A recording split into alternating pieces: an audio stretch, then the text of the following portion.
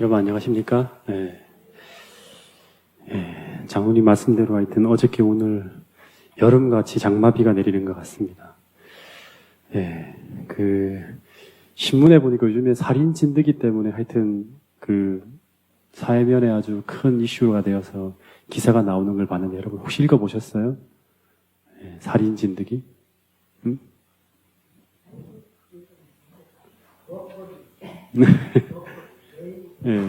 이 살인 진드기 하여튼 물리면 치사율이 한 10% 정도 되는가 봐요. 그래서 중국에서 한 2,000명 정도가 물렸는데 그 중에서 한 200여 명 정도가 이렇게 사망했는가 봅니다. 일본에서는 한 15명이 물려가고 8명 정도가 이렇게 사망했는데 한국에도 지금 뭐 3-4분 살인 진드기로 의심되어진 어떤 그런 사람들이 이제 발생해서 오늘인가 제주도에서 한 명이 또 이렇게 돌아가셨다 그럽니다. 하여튼 우리가 옛날에는 진드기 그러면 그냥 우리를 괴롭히는 정도지 사람을 죽이는 바이러스로 이렇게 진화해서 나타나는 거는 참 드문 것 같아요. 거의 마지막이 가까울수록 옛날에는 우리에게 그렇게 치명적이지 않은 그런 것들이 마치 7 대접재앙을 통해 갖고 더 그런 부분들이 강화되면서 우리의 삶을 또 생명을 위협하는 어떤 그런 재난으로 변하는 걸 볼 수 있습니다.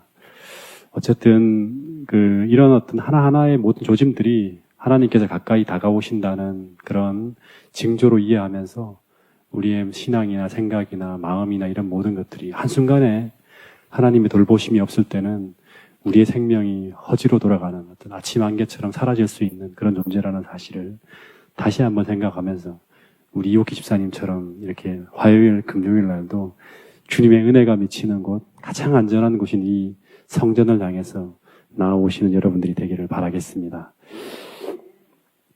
네. 자, 우리 또 오윤재 집사님 또 먼 거리, 여독이 아직 안 풀렸을 텐데, 시차 적응도 안 됐을 텐데, 이렇게 저녁 예배에 참석하기 위해서 와주셔서 하나님께 감사를 드립니다. 자, 우리 지난주에 이어서 계속 이제 이 로마서 공부를 좀 해보도록 하겠습니다. 예. 우리 로마서 7장을 지난번에 금요일날 다 공부를 했는데요. 오늘 잠깐 가장 어려웠던 부분이었던 이 로마서 7장 부분을 조금 복습하고 그리고 8장으로 넘어가 보도록 하겠습니다. 지난주에 공부했던 거 기억이 나세요? 그러니까 우리가 회심하기 전에 이게 이제 예수님이라고 하고 이쪽이 뭐 세상이나 뭐 사단이라고 생각해도 될 것 같아요. 근데 회심하기 전에는 우리 육신과 마음이 다 어디를 향해 간다 그랬죠? 어디하고 조화가 이루어졌죠? 육신하고 마음이 다 세상을 향해 쫓아가요, 이렇게. 예. 근데, 그래서, 하나님을 회심하기 전에는 육신이나 마음이나 모든 게 다 예수님이 좋아하는 걸 좋아하지 않고 세상이 추구하는 것, 사단이 좋아하는 쪽으로 계속 향해 가요, 이게, 마음이. 그러다가 어느 날, 우리 강옥구 집사님인가요? 우리 김문수 집사님 누가 회심시켰죠? 네? 어떤 분을 만나서, 예수님을 만나서 회개라는 그런 마음이 회개라는 어떤 과정이 딱 들어오게 되면, 다시 말하면 마음의 혁명이 일어나는 거예요. 그러면 뭐의 변화가 일어난다? 이 육신은 가만히 있는데, 이 마음이, 일로 가던 마음이 유턴을 하는 거예요. 예수님을 향해서. 이제 이걸 회개라 그래요. 그러니까 회개는 육신의 회개가 일어나는 게 아니라, 마음의, 육신이란 말은 다시 말하면 본성이라고 할 수 있어요, 본성. 본성이나 육체는 다 그대로인데, 이 마음이, 세상을 향해 가던 마음이 예수님을 향해서 유턴을 하는 거예요. 이게 바로 회개라는 거예요. 메타노니아, 그래서 마음의 변화가 일어나는 거예요. 그래서 이 회개하기 전에는 이 마음이나 육신이나 똑같으니까 마음의 갈등이나 투쟁이 없어요. 그러니까 거룩한 투쟁이 일어나지 않아요. 갈등이나 마음에. 항상 조화가 돼요. 마음과 육체가.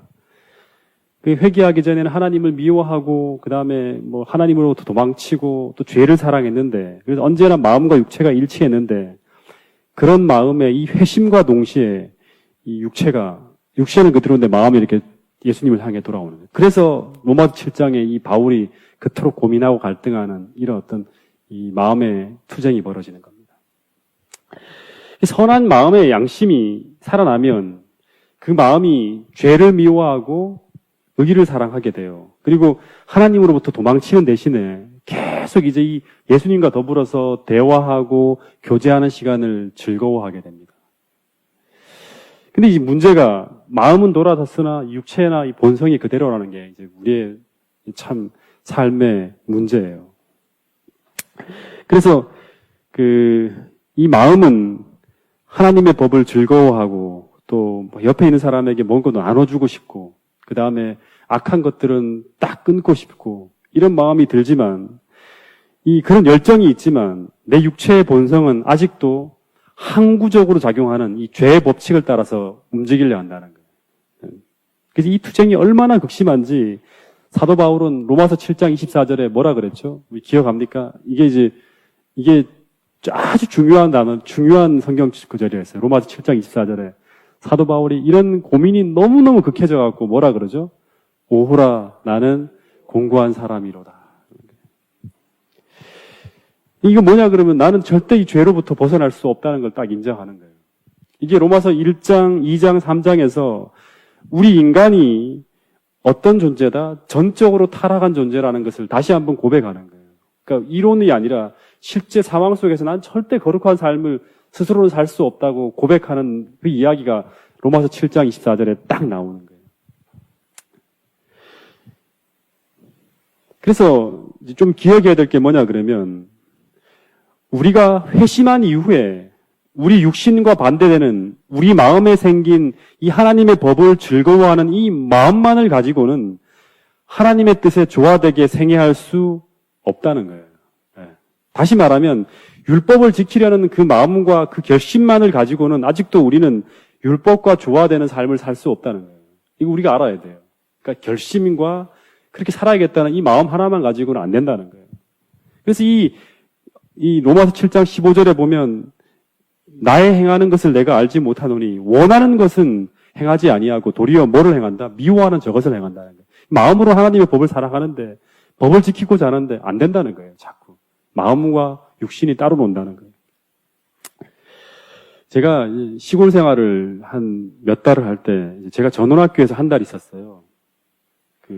두음에 있는 전원학교에서. 근데 그 학교에 한 문제 있는 친구가 이제 입학을 했어요. 들어왔어요. 제가 있기 전에도 이미 들어왔죠, 그 친구가.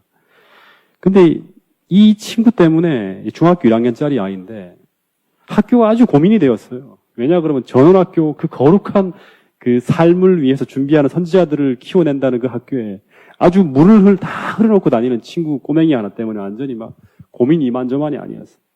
근데 이 친구가 어떻게 들어왔는가 하면 어떤 이유로 인해서 이제 부모가 아이를 양육할 수 없게 됐어요. 그래서 이 아이를 큰아버지가 맡아서 아이를 이제 맡았는데 이 큰아버지가 이 아이를 학교에 보냈더니 매일매일 말썽을 피우고 학교에 정학당하고 막 이래서 그 학교에조차 이 아이를 감당할 수 없다고 막 그래갖고 이 부모님이 이 큰아버지죠. 큰아버지가 고민하다가 어느 날 이 시골 생활을 하는 이제 이곳에 기도회에 한번 참석한 거예요.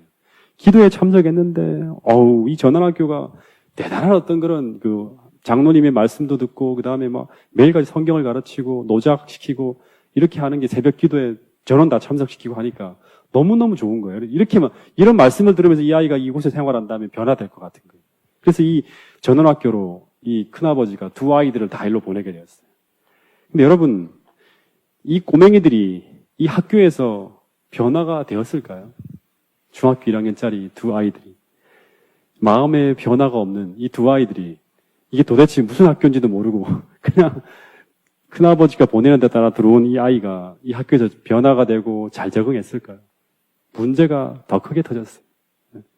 여러분, 다 짜여진 생활, 아침부터 저녁까지 철저하게 말씀을 따라 움직이는 생활, 그리고 거룩한 삶을 위해 훈련하는 그런 아이들이 모여있는 곳에서 이 아이들이, 두 명의 아이들이 적응이 안 되는 거예요. 너무너무 고통스러운 거예요.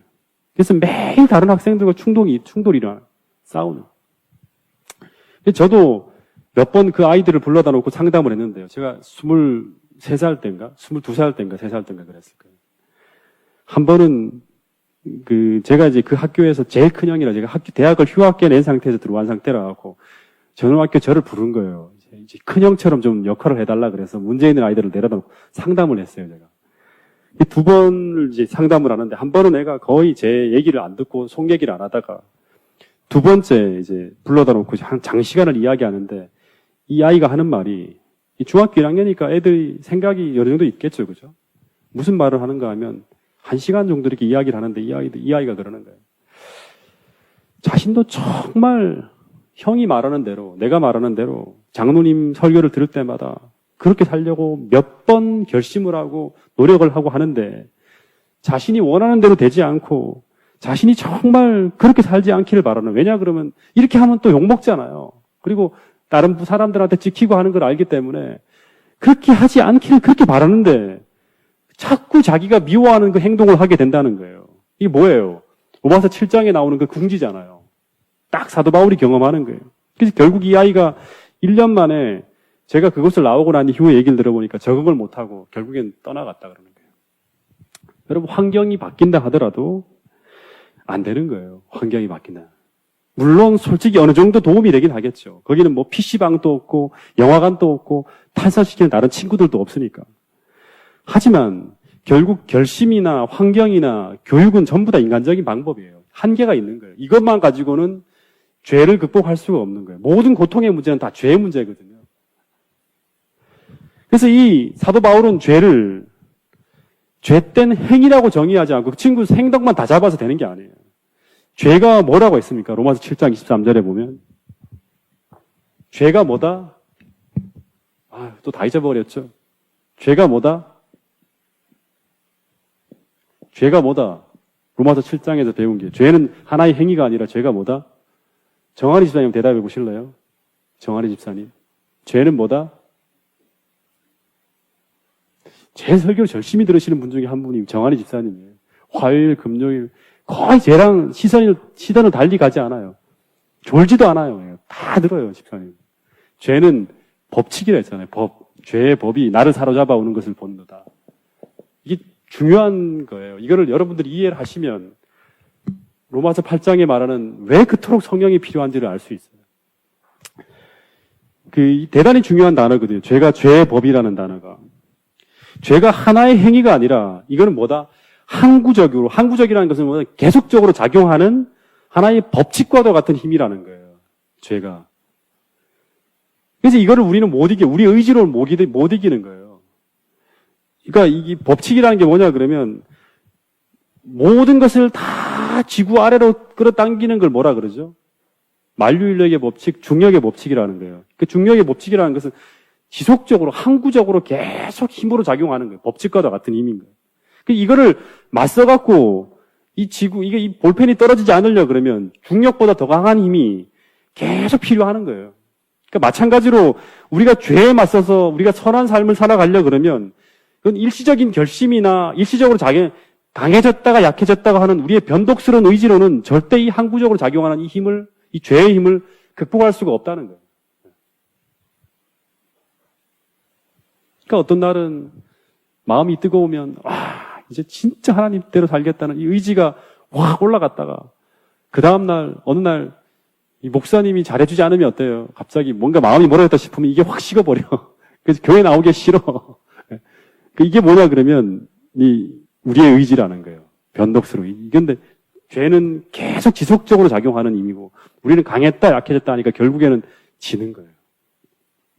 변화가 안 생기는 거예요. 그래서 이 죄를 극복하기 위해서는 이 죄의 법에 맞서서 항구적으로 우리의 본성에 작용하는 또 하나의 항구적인 힘이 필요한 거예요. 네. 항구적인 힘. 다시 말하면 법칙과 같은 힘이 필요한 거예요. 그러니까 이 힘이 우리 안에 지속적으로 작용하고 역사해야지만 우리가 하늘을 향해 날아오를 수 있는 거예요. 여러분, 로켓가 달을 향해 날아가려 그러면, 우주 밖으로 날아가려고 하면, 다시 말하면 무중력 상태까지는 계속 나가야 돼요. 그죠? 어느 힘이 계속 당겨야 돼. 이 만류 인력보다, 중력보다 더 강한 힘이 무중력 상태까지 계속 치고 나가야지만 결국에는 달을 향해 나갈 수가 있는 거예요. 이 지속적으로 지구 중력에 대항해서 더 강한 힘이 로켓에 작용해야지만 계속 하늘을 향해 날아갈 수 있는 거예요. 우리 지난번에 나로호에서 이렇게 이제 인공위성을 쏘았잖아요. 거기 보면 이제 추진체가 두 개가 있거든요. 1단 로켓, 2단 로켓이 있잖아요. 1단은 뭐냐 그러면 탁 치고 올라갈 때 이제 날아가는 이 로켓 추진력인데 이게 쫙 하다가 연료를 다 소모하면 어떻게 돼야 돼요? 자동적으로 두 번째 로켓이 2단 추진 로켓이 또 빵 터져갖고 쫙 해갖고 대기권 바깥에까지 써 올려야 되는 거예요. 근데 이게 하나만 추진했다가 이게 연료가 다 소모되면 그 다음에 이 불이 안 붙어버리면 어떻게 되는 거예요? 다시 추락하는 거예요. 이렇게 추락하는 거예요. 여러분, 우리도 이거와 똑같은 것 같아요. 이 로켓처럼 우리가 하늘나라까지 날아가야 돼요. 그죠? 하늘나라까지. 날아가려 그러면 이 지구 중심으로 당기는, 다시 말해 땅으로 향해서 계속 우리를 당기는, 세상을 향해서 끌고 가는 이런 죄의 힘보다 더 강한 힘이 계속 외부로부터 들어와야 되는 거예요. 계속. 그 힘이 무엇인가에 대해서 얘기하는 게 바로 뭐냐 그러면 로마서 8장이에요. 8장. 로마서 7장에서 얘기하는 이 갈등과 계속 땡기는 힘과 날아오려는 이 의지가 계속 충돌해서 결국에는 못 날아올라가서 오호라 나는 공고한 사람이로다. 어디에서 나를 도울 수 있는 힘이 올까 하면서 바라볼 때 그때 답이 뭐냐 그러면 로마서 8장부터 시작되는 이야기예요. 이 답이 탁 날아오는 거예요. 자, 로마서 8장 1절부터 2절까지의 말씀을 한번 읽어보겠습니다. 7장 24절부터 시작해서 8장 2절까지 보겠습니다. 시작. 오라 나는 곤고한 사람이로다. 이 사망의 몸에서 누가 나를 건져내려. 우리 주 예수 그리스도로 말미암아 하나님께 감사하리로다. 그런즉 내 자신이 마음으로는 하나님의 법을 육신으로는 죄의 법을 섬기노라. 그러니까 마음은 회심했는데 육신은 지금 회심하지 않았다는 거죠. 그죠? 마음은 하나님의 법을 지금 예수를 향해서 터냈지만 육신은 계속 이렇게 가는 거예요. 이 갈등 속에 있는 나를 어떻게 건져낼 수 있는가? 그 답이 이제 8장 1절 2절이에요. 읽어보겠습니다. 시작. 그러므로 이제 그리스도 예수 안에 있는 자에게는 결코 정죄함이 없나니 이는 그리스도 예수 안에 있는 생명의 성령의 법이 죄와 사망의 법에서 너를 해방하였습니다. 여기 보니까 그 앞에서 죄의 법이라는 얘기가 나왔는데 그죠? 그 죄의 법에 맞서서 우리를 하늘나라까지 날아갈 수 있게 만드는 또 하나의 법이 여기 등장합니다. 그것이 바로 무슨 법이다? 그것이 무슨 법이다?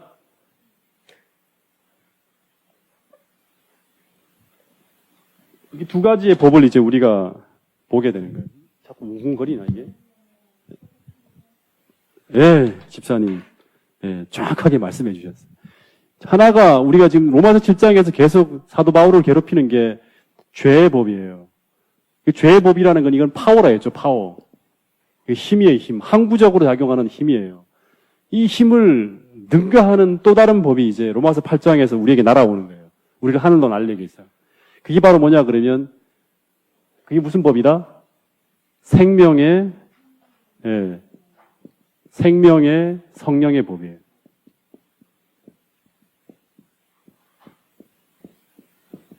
이것 법이라는 것은 그냥 이 힘이라고 생각하면 돼요. 파워, 권세 이런 거라고 생각합니다. 그러니까 이 죄의 법에 맞서갖고 하나님께서 예수 그리스도 안에 있는 자에게 하나님께서 이 죄의 법에 맞설 수 있는 힘을 우리에게 주시는데 바로 그게 뭐냐 그러면 우리를 죄와 사망의 법으로 끌려가지 않게 죄와 사망의 법칙이 우리에게 놓여있는 걸 다 해방시키기 위해서 생명의 성령의 법을 또 하나의 법을 우리에게 힘을 주신다는 거예요. 이게 우리로 하여금 하늘로 날아갈 수 있게 만드는 파워예요. 파워. 항구적인 힘이에요. 이 로마서 8장은 대단히 중요한 장입니다. 그러니까 로마서 8장이 소개되면서 바울은 로마서에서 처음으로 이 성령이란 주제에 대해서 이제 끌고 나오는 거예요. 성령이란 주제에 대해서 나오고 지금까지는 하나님의 의, 그 다음에 뭐 예수 그리스도 이런 쪽에 얘기가 계속했다 그러면 이제는 성령에 대한 이야기가 로마서 8장부터 시작되는 거예요.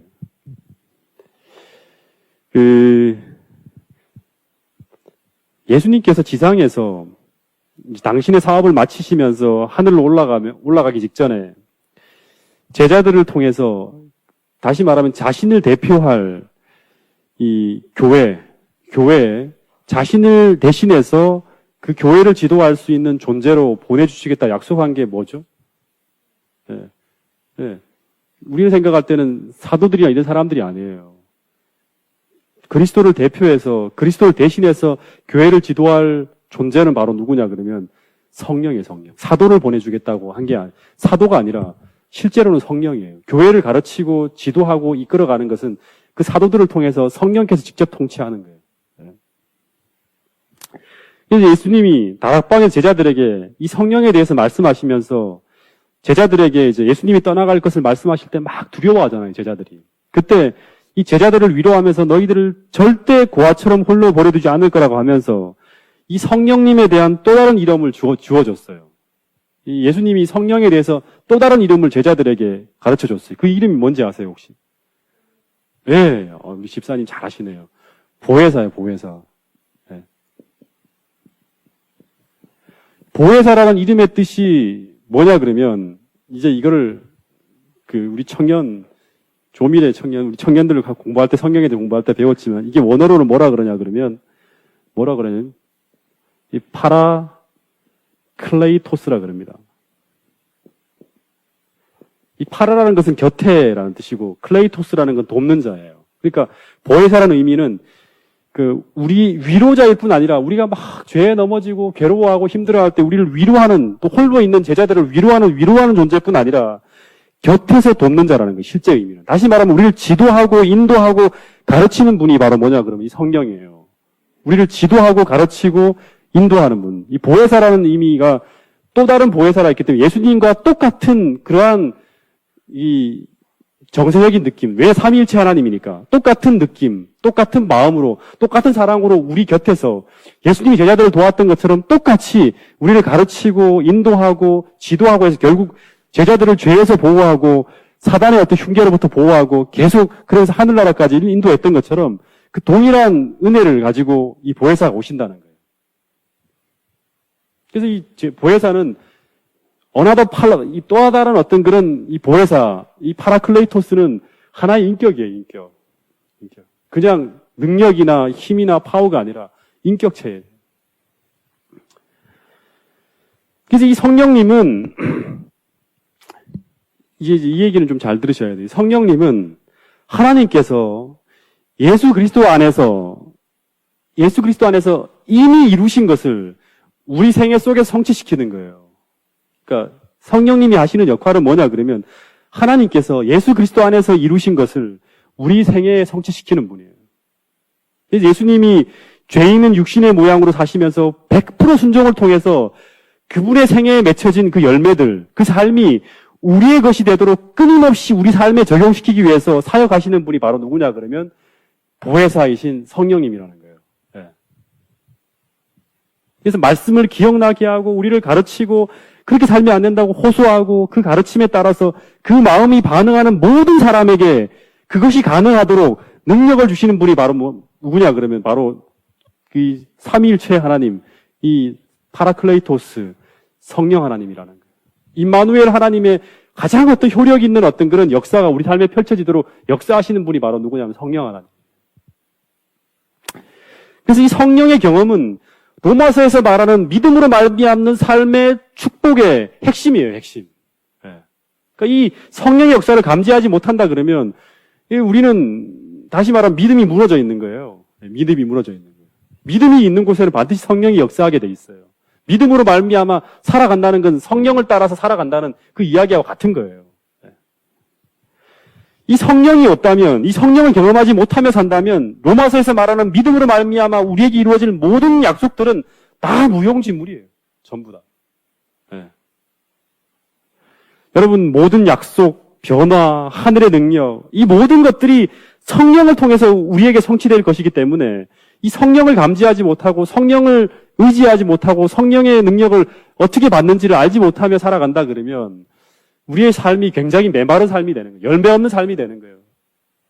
그리스도인의 삶에 열매가 맺힌다는 건 성령의 열매가 맺힌다는 것이고 그 성령의 열매가 맺힌다는 것은 성령과 교제하고 성령의 감화를 날마다 우리가 받아들이며 산다는 거예요. 그게 가능하기 위해서는 바로 뭐가 필요하다? 믿음이 필요하다는 거예요. 여러분 바울은 이 로마서 8장 1절을 시작하면서 우리가 우리 지체 안에 아직도 여전히 죄와 사망의 법을 가지고 살고 있으며 아직도 여전히 고전하고 있을지라도 그리스도 예수 안에 있는 자들에게는 결코 정죄함이 없다는 말을 해요. 왜냐 그러면 우리의 주소가 예수 그리스도 안에 있다는 것은 다시 말하면 하나님의 은혜 아래 있다는 것이고 그분의 보호 아래 있다는 거예요. 그런 자들은 용서받고 그리스도 안에 있는 자들은 전부 그 삶 속에서 생명의 성령의 이 은혜가 역사할 수 있는 길이 열려 있다는 거예요. 그리스도 안에 있는 자에게 생명의 성령이 역사할 수 있는 거예요. 조건이 되는 거예요.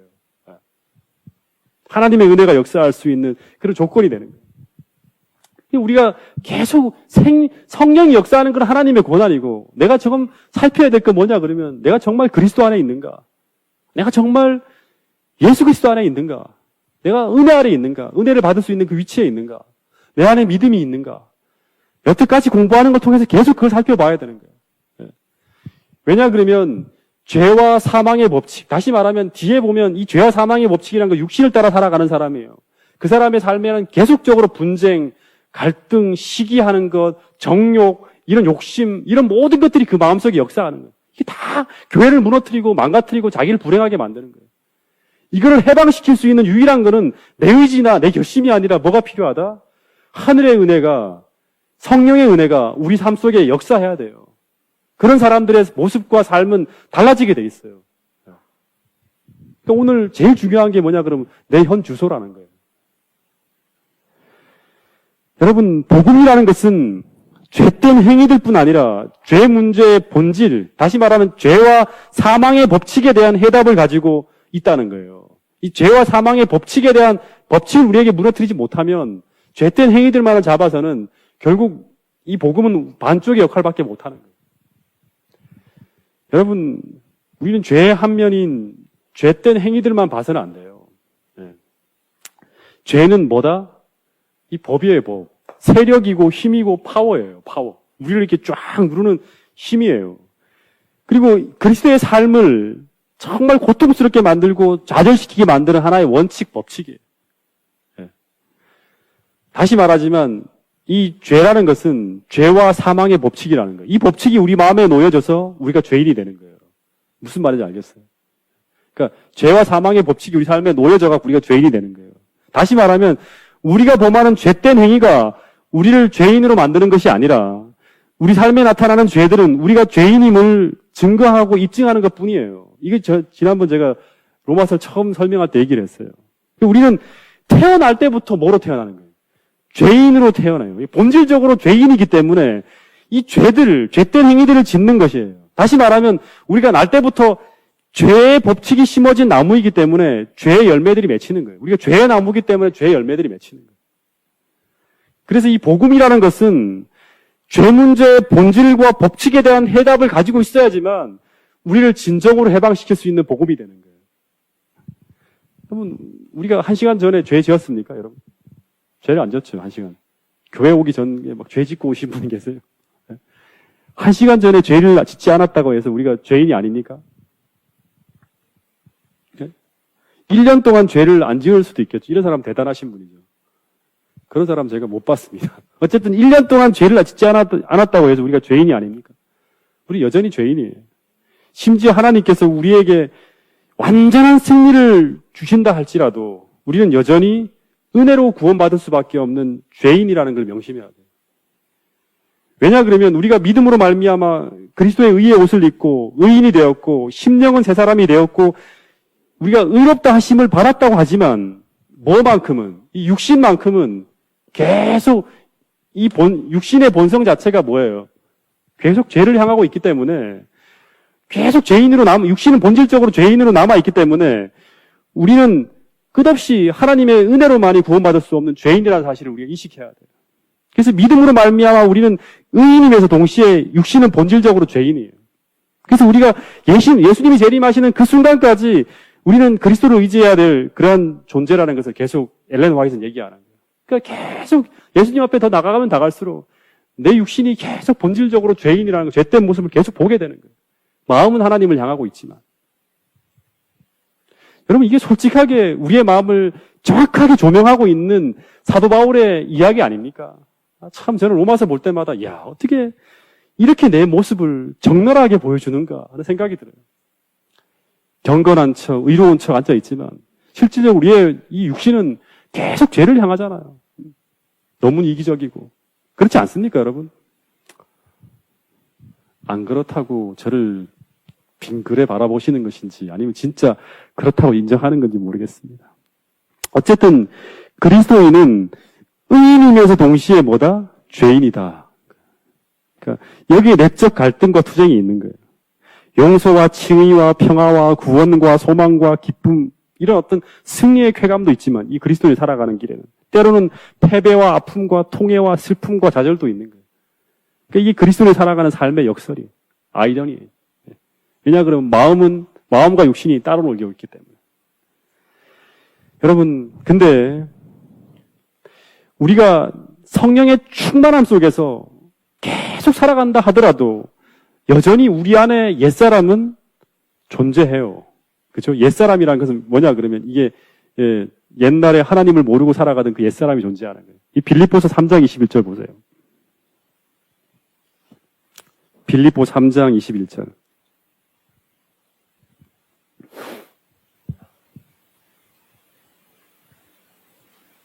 20절부터 보겠습니다. 20절, 21절.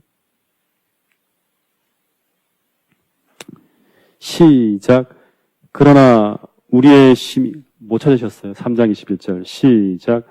그러나 우리의 시민권은 하늘에 있는지라 거기로부터 구원하는 자, 곧 주 예수 그리스도를 기다리노니 이는 만물을 자기에게 복종하게 하실 수 있는 자의 역사로 우리의 낮은 몸, 이 낮은 몸이란 말이 원어를 보면 연약한 몸이래요. 연약한 몸을 자기의 영광의 몸의 형체와 같이 변하게 하시리라. 그러니까 우리가 정말 예수 그리스도의 재림을 기다리고 기다리는 이유는 그가 만물을 자기에게 복종하실 수 있는 분의 역사로 그분이 이제 재림하실 때 우리의 연약한 몸을 어떻게 바꿔주신다? 영광의 몸으로 이렇게 쫙 바꿔주신다는 거예요. 구속시켜 주신다는 거예요. 연약한 몸이라는 건 뭐냐고. 육신이 계속 죄를 향하는 이 연약한 몸을 영광스러운 몸으로, 다시 말하면 하나님을 향할 수 있는 그런 몸으로 바꿔주신다는 거예요. 이게 바로 재림 때 벌어지는 일입니다.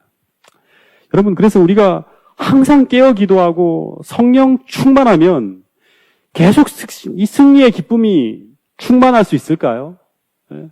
그러니까 우리가 지금 성령을 의지해야 될 가장 중요한 이유는 바로 뭐냐 그러면 우리가 사도행전을 보면 초대 기독교의 어떤 역사를 본다 그러면 그들의 삶 속에 무엇이 계속 이끌어가는 행전이었어요? 사도행전은? 네? 성령의 행전이에요. 성령의 행전. 성령의 행전이라는 건 뭐냐 그러면 성령 충만함이 그 신자들의 삶 속에 완벽하게 지배하면서 그들을 통제하며 이끌고 나가는 거예요. 그 삶이 바로 뭐냐 그러면 계속 승리하는 삶이에요.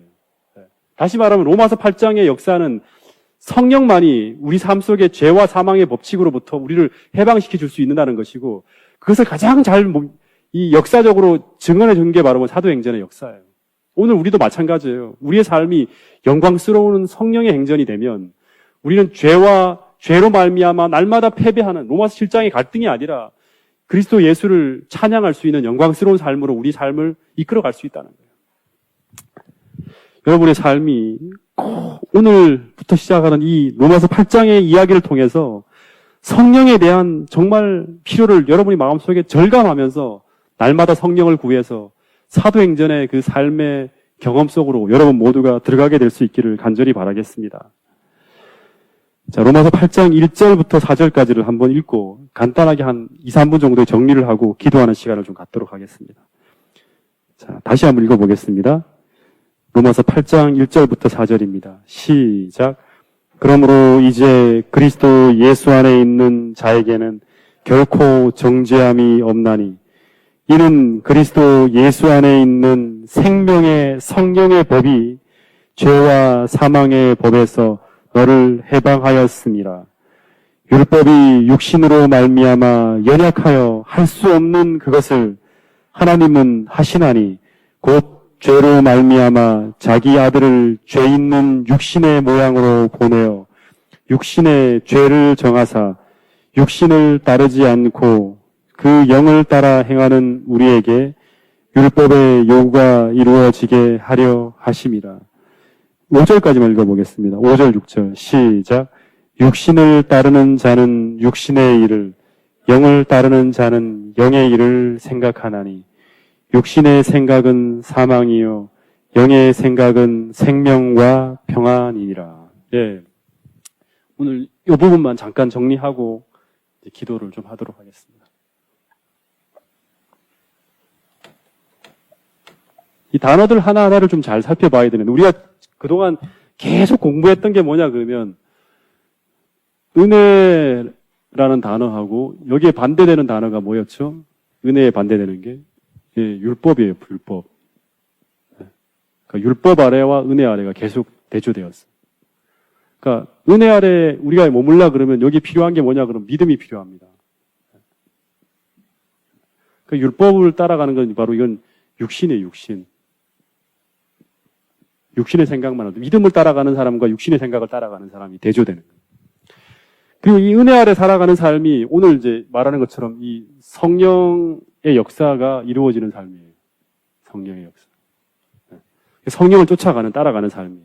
그리고 이 성령을 따라 살아가는 삶의 반대는 육신을 따라가는 사람이에요. 본능이죠. 그래서 이 철저하게 성령이 다 거쳐지잖아요. 우리 삶 속에, 세상에서. 그러면 우리가 뭐만 남을까요? 노아 홍수 때 보면 사람이 육체가 되면 성령이 하나님의 신이 더 이상 인간의 육체와 인간과 더터지 못할 때, 다시 말하면 성령의 호소가 이제는 다 안 돼요. 이 사람이 양심의 가책도 안 느끼고 완전히 하나님의 반대편에 서 있으면서도 전혀 마음의 반응이 없어요. 그렇게 될 때 그들이 육체가 되는 거예요. 육체가 됐을 때 나타나는 모습이 뭐죠? 짐승과 똑같아요. 사람이 이 성령이 하는 가장 큰 역할은 뭐냐 그러면 하나님의 형상을 회복하는 거예요. 성령의 열매가 하나님의 형상이잖아요. 이 성령이 거치게 되면 그 사람은 하나님의 형상이 다 사라지고 나면 뭐만 남냐 그러면 짐승과 버러지의 우상과 똑같다는 게 로마서 1장 이야기예요. 그러니까 오늘 우리가 날마다 성령을 역행하면서 내가 육신이 좋아하는 대로 내가 느끼는 다 이기적으로 살라 그러잖아요. 그죠? 그런 쪽이 계속 강화되고 그리고 육신이 원하는 대로만 쫓아가는 삶을 살게 되면 결국에는 그게 사망이에요. 사망의 생각이. 그리고 이 성령을 따라 사는 것은 영생이에요. 영생, 생명. 그래서 생명의 성령의 법이라는 거예요. 생명의 성령의 법이라는 말은 뭐냐 하면 성령이 인도하는 게 영생으로 우리를 이끌어 간다는 거예요. 거기는 열매가 뭐냐 그러면 평안이라 그랬잖아요. 하나님 주시는 평안이 있어요. 기쁨이 있고. 그리고 이 사망의 생각이 바로 뭐냐 그러면 우리에게 고통이에요. 고통. 우리를 불행하게 만드는 거예요. 여기 행복이 있고. 그래서 우리가 행복한 것처럼 속이는 사단의 그 이야기들에 자꾸 따라가는 게 아니라 우리의 본능대로 따라갔을 때는 결국에는 우리를 하나님의 도우심이 없는 거예요. 은혜가 없어요, 여기는. 은혜가 없으니까 다 내가 스스로 엉켜있는 삶의 문제를 풀어야 되고, 풀어주나요? 사단이 다 우리를 고통스럽게 만들어놓은 걸 절대 안 놔주죠, 그죠? 그러니까 결국에는 이게 불행하다는 걸 우리가 꼭 믿음을 통해서 원시적으로 멀리를 보면서 꼭 보게 될 때, 우리는 계속 우리 육신이 원하는 대로 가지 않고 성령을 따라 살 수 있는 거예요. 여기 믿음이 필요한 거예요. 내가 지금 잠깐의 유익을 위해서 하나님을 배반하고 가는 것이 아니라 믿음을 통해서 성령을 따라 살아가는 이 길이 행복이고 평안이고 결국엔 하나님의 은혜가 미치는 그 궁극적인 은혜가 있는 그 곳이기 때문에 그걸 우리가 믿음으로 계속 쫓아갈 때 하나님께서는 그 길을 열어주시면서 성령이 역사하는 삶을 계속 만들어주는 거예요. 그리고 그렇게 따라가는 삶은 성령의 열매가 맺혀요. 믿음으로 계속 갈 때 하나님을 기쁘시게 하는 그 삶을 계속 우리가 살아갈 수 있는 거예요. 여러분, 오늘 그 시작이 바로 뭐냐 그러면 이제 다음 금요일부터 강의하게 될 생각이에요. 생각. 따라간다는 것은 바로 생각이 따라가는 거예요. 받아들이는 거예요. 계속 하나님을 거역하는 그런 열매가 맺히는 삶이 아니라 영생, 행복, 평안 이 열매가 우리 삶에 주렁주렁 맺힐 수 있도록 늘 믿음으로 살고 은혜 아래 머물고 그 다음에 하나님을 기쁘시게 하는 그 생각들을 하시면서 내 자신을 의지하지 말고 무가치한 내 자신을 의지하는 게 아니라 늘 하나님을 의지하고 하나님의 생명의 성령의 법이 우리의 마음에 놓여질 수 있도록 여러분을 믿음으로 날마다 살아가는 여러분과 저가 되기를 간절히 바라면서 오늘 이 말씀을 줄이도록 하겠습니다.